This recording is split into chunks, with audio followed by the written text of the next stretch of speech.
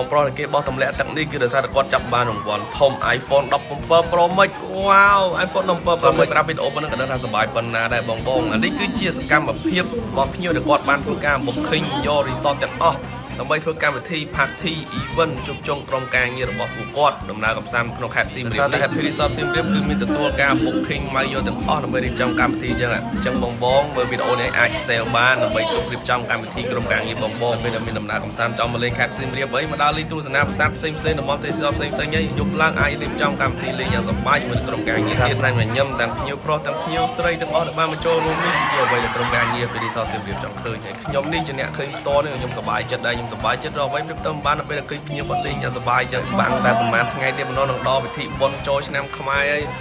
បងបើសិនជាបានឃើញវីដេអូនេះហើយសូម sale ទុកទៅសម្រាប់រៀបចំកម្មវិធីសម្រាប់ក្រុមការងារចុងក្រោយក្រុមការងារទាំងអស់គឺសូមអរគុណទៅដល់ភ្ញៀវកិត្តិយសដែលបានជឿទុកចិត្តមកលើ Happy Resort សៀមរាបទាំងសេវាកម្មទាំងការរៀបចំគឺមិនឲ្យភ្ញៀវខកបំណងឡើយ Happy Resort សៀមរាប where every stay is a happy memory យេ